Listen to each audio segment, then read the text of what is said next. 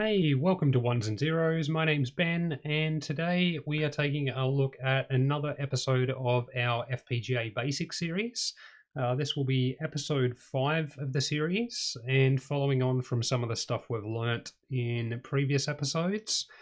In this episode, we're going to take a look at PLLs, or phase-locked loops, which is a particular device that allows us to send a clock signal in, get the PLL to manipulate it to increase or decrease the clock speed, and provide us with the signal out of that new clock. So you may have seen these used in microcontrollers where you might have, say, an 8 megahertz clock signal going into the microcontroller, but you want the CPU in there to operate at a higher rate, so the PLL will be used to step up the particular clock frequency.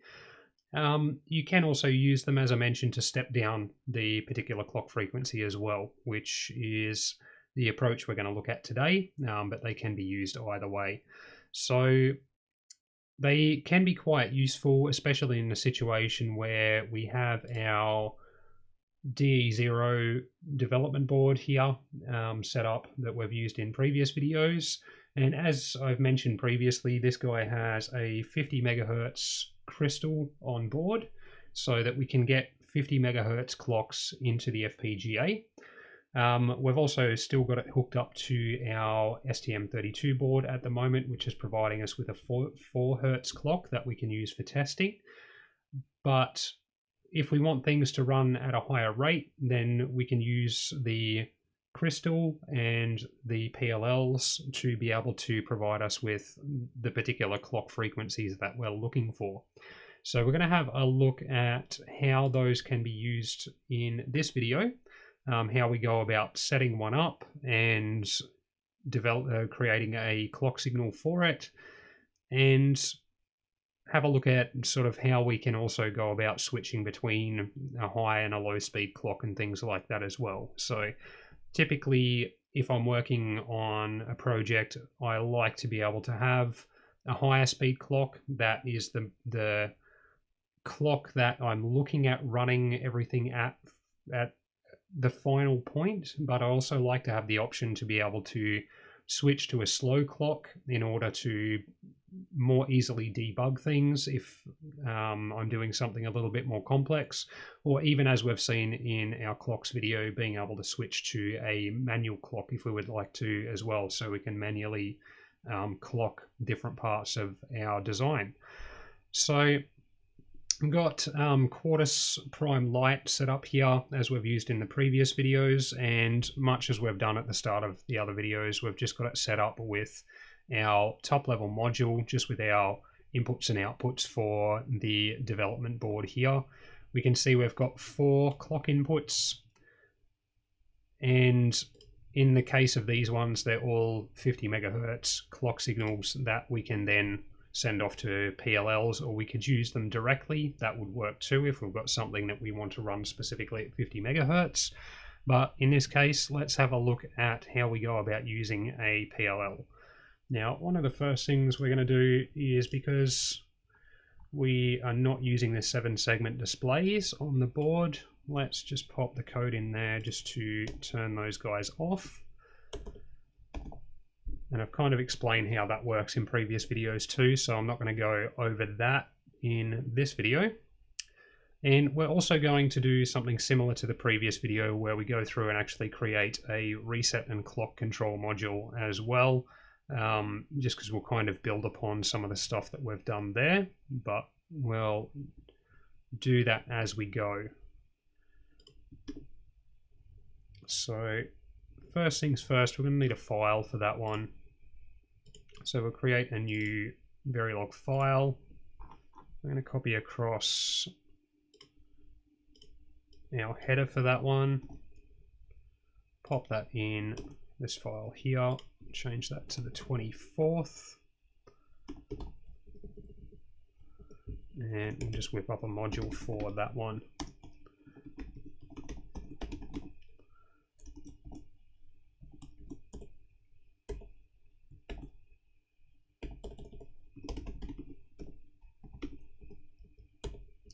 Like so. I'm going to have a few different inputs into this one. So we're going to have our reset signal along with our high-speed clock, which will be coming from our 50 megahertz crystal. We'll have our low-speed clock, which will be coming from our STM32. And we'll also have our manual clock, which will be coming from one of our push buttons. We're going to have an input that allows us to select between the high-speed and low-speed clocks. We'll call this speed select, and we'll call this manual select if we want to be able to switch to a manual clock. We'll have some outputs here, which will be our system reset signal and our system clock signal, which will be our overall clock output. And we'll come back and pop some code into that shortly. Call that QA_RCC.v. So that's got that module roughed out and ready to go. Let's create our actual PLL. Over on the right hand side, we've got our IP catalog, and there's various different things in here that we can use to access certain features or create certain components within the FPGA. In this case, we want to be able to get access to one of the PLLs, and the way we go about that is just go into basic functions, clocks, PLLs, and resets into PLL, and just double click on Altera PLL. And it'll ask us what we want to call this IP variation. And we're just going to call this HSPLL.v. In fact, we might put a QA in there just to keep that consistent with our other files, which basically just represents that this will be dealing with the high-speed clock, and it's the PLL for that one, which is why I go with that particular name in this case. Click OK on that, and then it's going to pop up a wizard, which allows us to configure the various aspects of the PLL. So just wait for that one to load. Excellent. Now there's a few bits and pieces that we need to pop in here. One of the benefits of this is that on the left here, as we can see, it does give us a bit of a diagram of the various inputs and outputs that we're going to end up with on the PLL. And then we've got a bunch of options to allow us to set it up how we would like it to. One of the main ones that we need to worry about here is the reference clock frequency. So our 50 megahertz clock from our crystal is going to be our input clock or our reference clock, and that's the clock frequency that is being used to generate whatever clock frequency we're looking for out of the PLL. So we'll put 50 megahertz in there. You can sort of choose different operation modes depending on what you want to be able to do there. It's a little bit beyond the scope of this particular video though, so we're just going to leave it on direct at the moment. And we can have a number of different clock outputs from this PLL based on our 50 megahertz input. We'll just go with one for the moment, and then we can tell it what our desired frequency is. In this case, we want something that's going to still be quicker than our 4 hertz clock, but we're not going to go with something that's too crazy at the moment. So we're just going to go with 1 megahertz. Now, it's going to try and match that as best it can based on its particular set of settings.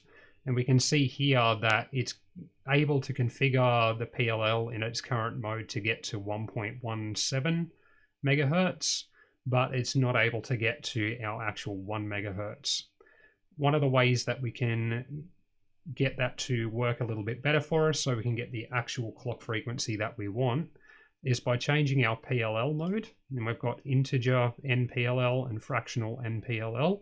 We're going to go with fractional, and we'll notice in this case if we use a fractional mode, it's actually able to give us our exact 1 megahertz clock.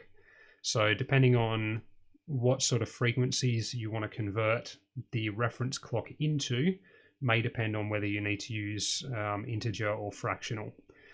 So that gives us our 1 megahertz clock. We could go through and say if we also wanted a 20 megahertz clock, we can change our number of clocks to 2, and we'll put a 20 in there. And we can see that it's able to provide us with that 20 megahertz clock as well. And we can see that it's created an additional clock output here as well. We're not going to worry about that one at the moment though, just so that you sort of can see that you can do that. And in situations where you may have multiple different subsystems, you might have a CPU and some buses connecting it to other things, and then say a memory controller, and you might want those 3 items to be running at different clock speeds. You can get the PLL to generate those specific clocks in order to make that happen. But we'll stick with our 1 megahertz clock. There is a bunch of other options that are in here, and you can also click on documentation up in the top right there, and it will actually go through and give you a bit of a description of what each of the items on the various pages in the wizard actually mean. It's also worth having a bit of a look at the documentation for your particular FPGA, because it will have a section on the PLLs and the various ways they can be configured in there as well. But this is basically taking a 50 megahertz clock, converting it to 1 megahertz. We do have another output here, which is our locked output, which is able to tell us whether or not the phase locked loop is actually managed to lock the clock signal, so that the clocks coming out of it are actually meeting the particular frequencies we're looking for. You don't necessarily have to use that one, but it can come in handy in certain situations. So that's got the settings that we want for the moment. We're just going to click finish, and it's going to go through and actually generate the files to make that PLL be set up the way that we want. You will find in different FPGAs, you will have a different number of PLLs that you can use. Some of the FPGAs that I've got have 2 PLLs. This particular one has 4. So you can do things as well, like say if we wanted to take our 1 megahertz clock coming out of this PLL and turn it into some other frequencies, we can actually feed that into a second PLL and then use the 1 megahertz as the reference clock for that, and then step that up or down and create the various clocks that we want there. So it's just asking us if we want it to add the file it's created to our project, which we'll click yes on that. And we can see there's some additional files sitting over in our project navigator when we've got files selected there. And if we open up this one, we'll see that there is a Verilog file which matches the name that we provided before. And if we jump into this one, we're going to see the particular inputs and outputs that we've set up there. So this lets us know sort of the declaration for the module that we're going to need to use to have that PLL as part of our project. Excuse me, losing my voice already. So let's go back to our rcc.v file where we've got our reset and clock control, and we'll start getting some stuff in here. So our system reset signal is just going to be the invert of our low active reset signal that's coming in. So in reset, we're just going to invert that and then send it out to our system clock using an assign statement. So that one's fairly simple. And let's pop our PLL in here and we'll start getting our clock sorted out. So we're going to create a wire to hold our 1 megahertz clock signal. So we'll just call that clock 1 megahertz, and we'll create a wire just to be able to contain our PLL locked signal as well, just so that we can wire those up to the PLL module. And then we can just go QA HSPLL,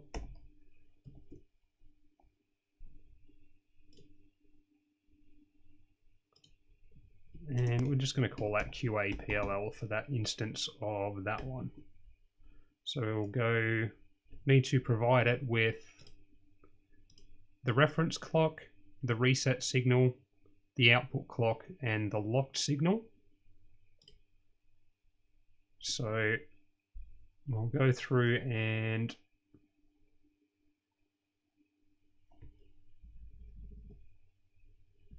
might actually create a wire for our reset signal. We'll just call that one reset and connect that to nReset, which will then assign to our system reset signal, which then allows us to need our reference clock first to make sure I get these in the right order. So our high-speed clock will be going into the PLL along with our reset signal. We'll be needing our 1 megahertz clock output, which will be the next in the order, and our PLL locked signal. So again, making sure that the parameters that we're providing it match up to the specific order that it's got them in the module definition there. And that then brings our PLL module into our reset and clock control module. And then we've got to worry about our clock select so that we can select between our different clock modes.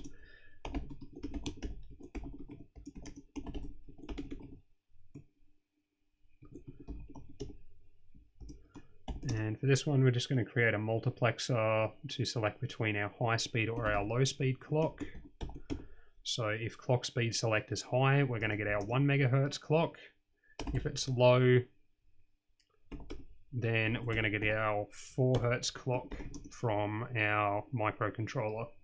And then we'll do clock select manual, which will allow us to select between our automatic clock, either our 1 megahertz or 4 hertz clock.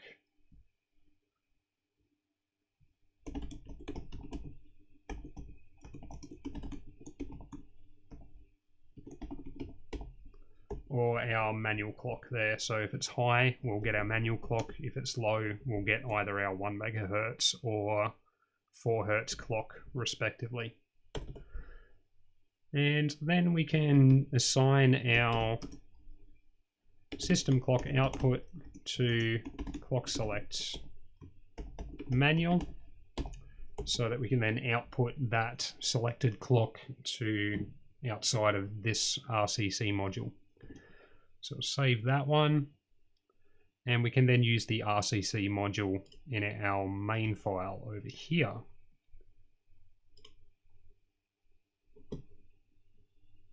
So we'll pop that in here. And we will need a wire for our system resets and our system clock signals. And we'll go with QA RCC module. So the name of the actual module declaration, we'll just call that QA RCC. And then we're going to need to give it the inputs and outputs. Now we could do that all on one line, as we've done with our PLL over here. Or sometimes it can be visually a little bit easier to break this up so that it's actually on separate lines. Sometimes it's a little bit easier to make everything out visually if you're doing it that way. Especially if you're referring to the ordering of the actual module declaration. Things kind of match up a little bit better if you do it that way, but you can do it on one line or on multiple. Either way is fine. So in here, we're going to need to supply it with our reset signal first, which comes from our reset N input. It's going to want the high speed clock, so we'll take that from our clock 50 input. We're going to want our low speed clock input, which is coming from GPIO 0 pin 0. We're going to want our manual clock input, which is going to be the inverse of our push button 0, which is our key 0 input. And then we're going to need a couple of switches to select between our different clock modes as well. So we'll use switch 1 to switch between our 1 megahertz and 4 hertz clocks. And we're going to need use switch 2 to switch between automatic or manual clock. And then we need to connect up our system reset and system clock signals as well. Now, as I've mentioned in previous videos, you can wire it up this way as well. You could also say, for example, we didn't know at a glance what our switches were doing. We could create wires for those, for example, where we are doing, let's go system clock speed select equals SW1 and system clock manual select equals SW2, and then we could put those wires in here, which is not going to use any more resources or anything like that in our FPGA, but it can make things visually a little bit neater. And we could do the same thing for our manual clock, our automatic clock, and our other signals there if we wanted to. So again, some different approaches that you can take. Now, so that we've got an actual thing that we're driving the clock with, as you may have seen at the start of the video, we had the FPGA sitting there doing a little bit of counting in binary. So we are going to do that because it's also going to allow us to see a couple of other things in our compilation report when it does the timing analysis that can really come in handy as far as figuring out how fast various clocks in the system can actually operate at as well. So let's create a counter. We're going to make it a 8-bit counter, and we'll just call that counter register and fill it with zeros initially. Use an always statement so that we can get it to increment synchronously with the clock. But we'll also do an asynchronous reset as well. And I'm going to talk about reset signals a little bit in a future video, the difference between synchronous and asynchronous resets, why we may use one over the other, that sort of stuff. But we're going to do it this way, as we've done in previous videos for the moment. So if our system reset signal is high, then we know that we're currently holding down the reset button. So we want to reset our counter register if that's the case. And we'll just pop all zeros in that one if that's the case. And otherwise, we will just tell it to increment. So counter register equals counter register plus 1. Now, what are the other things that you may find yourself making mistakes with? Because sometimes it can take a little bit to grasp it, but inside our always statement here, where we're triggering off the clock and the reset signal, we're doing a synchronous assignments, where it's assignments happening because of a trigger occurring. So we've got to remember we need our less than symbol and our equals in here to do the assignment. Whereas when we're assigning stuff that's not synchronously being assigned, we use just our equals on its own. If you do get a little lost with that sort of stuff, if we jump into insert template and into Verilog HDL, and where are we?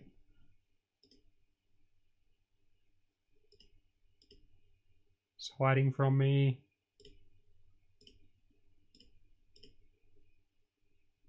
Expressions, and we can actually see all of our different operators here as well. So our unary operators, our binary operators, and we can see that we can use the less than or equal to, but we will also have in here somewhere our assignment operator as well, which will be hiding in one of these sections. So if you get lost on that,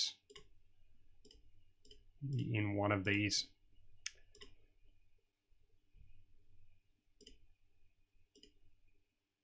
Can't remember which one off the top of my head, but it will be in there. So if you get lost, you can refer to that as well.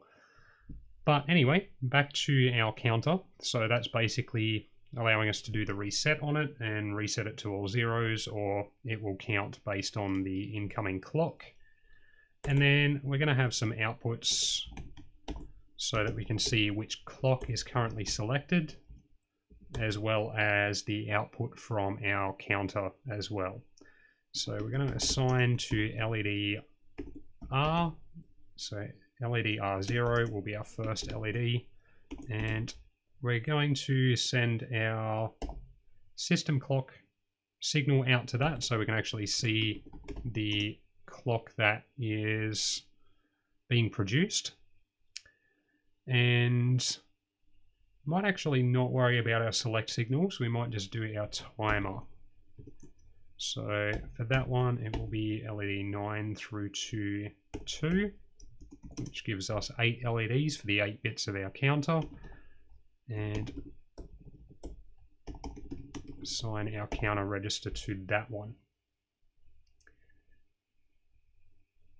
Just like that. And let's compile that, see how many errors we get. Yes, do want to save changes to that. Refuel.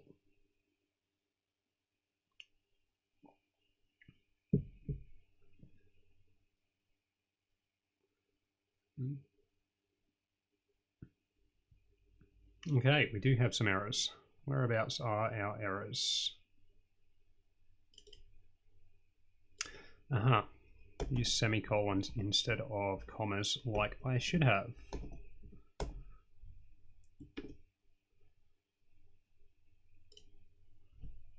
Easy enough mistake to make. Get too used to semicolons going at the end of lines. And as you saw there, just a matter of double clicking on the particular error message and it will take you to the spot in the particular file where the error is. What do we got here?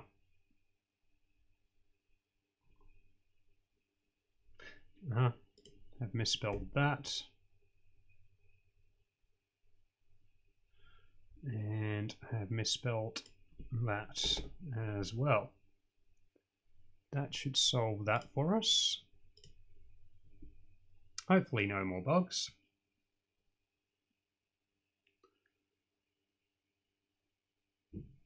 It's good to see people seem to be enjoying these FPGA videos. I do love playing with FPGA, so it's a bit of fun getting all of this content done. It's especially fun just playing with little bits and pieces here and there, like quick things that you can whip up in a handful of minutes as well. It's a good way for me to go over the fundamentals, which I generally tend to like playing with more complex stuff these days, and it's sometimes nice to force yourself to do some simpler stuff just so that you're double checking you know how to do the simple stuff as well. So it's just doing the fitter stage at the moment, so it's figuring out how to fit our design into the resources that the FPGA has.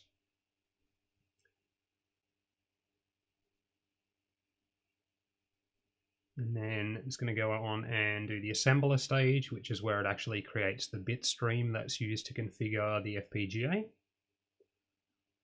And then lastly, it's going to do the stage that we want to have a little bit of a look at, which is our timing analysis, because there's some useful bits of information in there when we really start to mess with clocks that are a bit of a higher speed. Even though it's only 1 megahertz that we're using, it's still worth being aware of how fast our design or certain aspects of the design can actually be pushed.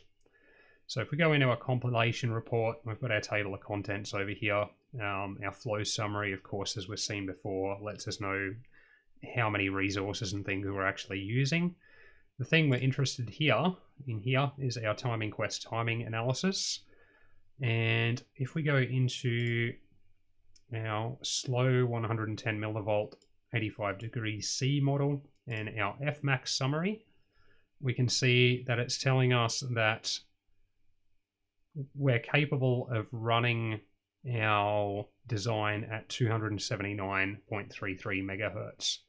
Now, we do have a bit of a weird name here that it's spat out, and we can actually go to our clocks page and it will show us the individual clocks. So we've got our clock 50 input, which is our 50 megahertz, shows us the speed there. Then we've got another one that's developed for the PLL of 400 megahertz, which we don't really need to worry about. The one we're interested in is this one, which is the output from our PLL, which we've set to 1 megahertz. And we jump back to our Fmax summary, we can see that's this one here, and that's the one that it's showing as 279 megahertz. We also have the other slow model, we'll have an Fmax in it as well, which is 271 megahertz. And typically, I prefer to go with the slower of the two. Essentially, that's saying that the clock the PLL's generating that we are using to drive the timer, we could run it as high as this, and the design should still function correctly. So it's important to keep an eye on this, because you might come up with a complex design and go, okay, I want that to run at 100 megahertz and try and feed it a 100 megahertz clock and then wonder why it's not actually working. If you look at the timing analysis, then it should give you an idea of what the maximum is for that design. So you may need to go through and actually optimize the design to be able to meet the particular requirements that you've got.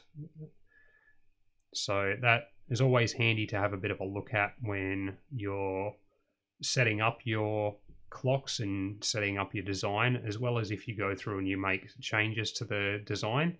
There's other ways we can look at going through and optimizing that and things like that, which we'll look at in future videos as well. But for the moment, just wanted to show that there is a way to actually figure out how fast you can sort of get away with going.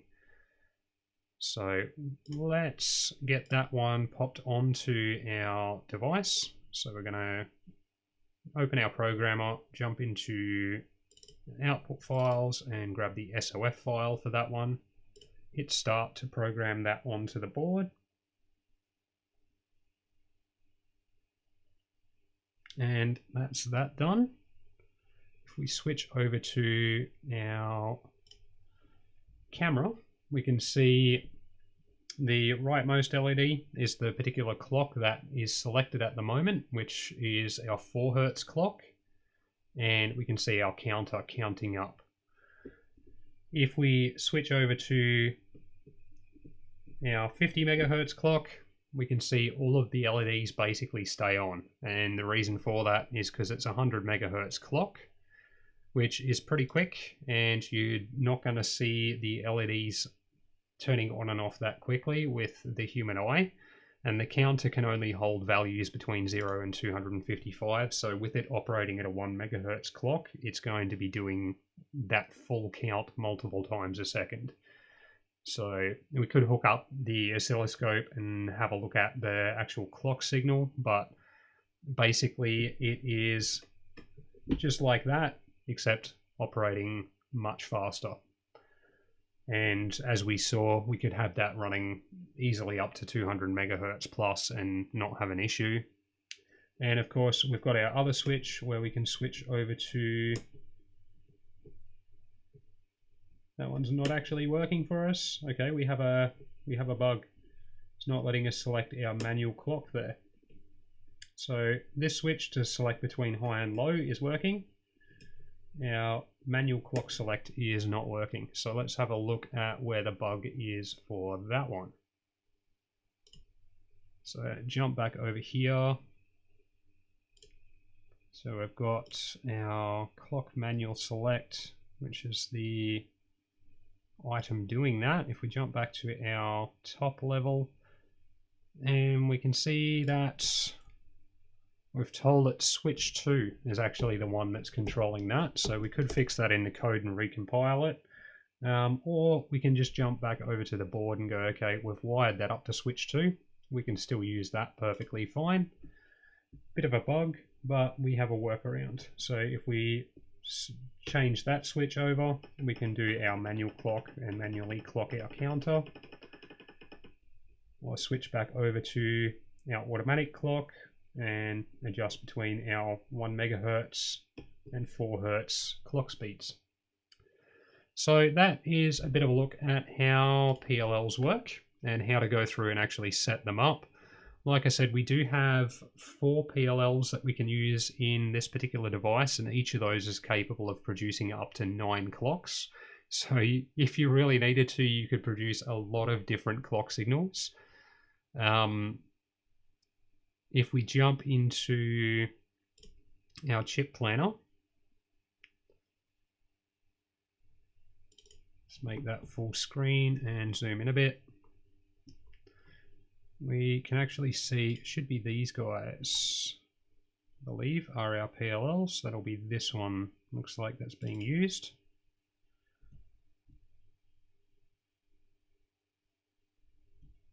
So as we can see, this one has all white boxes, this one has some of it colored in. So that's actually the PLL there that's being used in order to generate the clocks. We can see there's very little resources actually being used. There's only a couple of blocks that have been made a bit darker to show that those are the resources which are being used to do the logic and things for our design. But we do have the 4 PLLs, all capable of producing up to 9 different clock frequencies. If we, which we're likely to do in a future video, take a look at some of my Cyclone 4 boards. Those guys, I believe, only have 2 clocks, 2 PLLs in them for the few different FPGAs I have in the Cyclone 4 family. So close that one, and we can also jump in and have a look at what it's actually doing as far as the logic.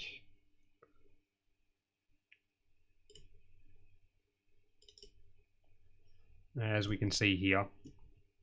So we can see this is what a module looks like inside a module. So it's just a box that we can actually open up and have a look inside, and then we've got our counter. We open this one up, we can see this is what the contents of our reset and clock control module looks like. And then we've also got our PLL inside there, and you can actually go into the various layers of that and have a look at sort of what that looks like all the way down there. So that is basically what we've designed and how it's all wired up. If you do want to be able to trace the various signals, you can just click on them as well, and it will highlight them if you're interested in going through and using that to try and figure out what's connected to what other things.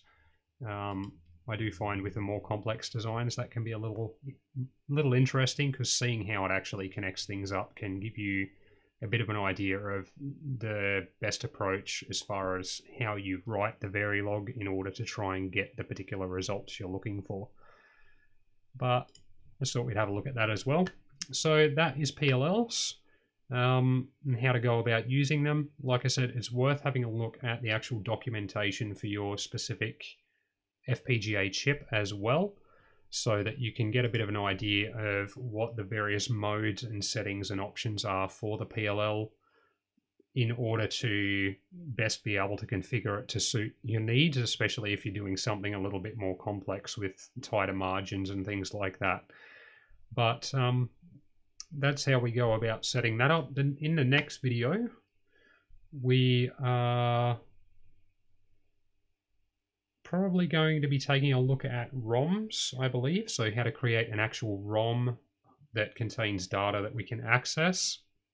And we'll see how we can use that to display different numbers and things on the 7-segment displays. There's a really cool trick there that we can use to make that work, but it'll also show how we can use ROMs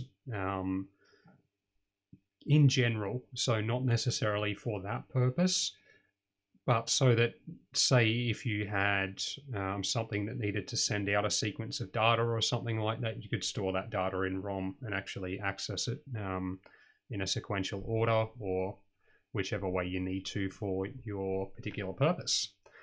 So that'll be the next one. We do also have videos coming up on things like state machines and shift registers and various things like that, and a bunch of other bits and pieces that are planned as well. But that's probably the next few videos. We'll be looking at that sort of stuff. We'll also be eventually looking at things like how to do various types of logic and arithmetic that you might find in a arithmetic logic unit in a CPU. And like I said, we'll be looking at resets and the difference between synchronous and asynchronous resets and all that sort of stuff as well. If you do run into any questions, feel free to leave them in the comments below the video or jump onto our subreddit and leave them there. I do keep an eye on both of those and love it.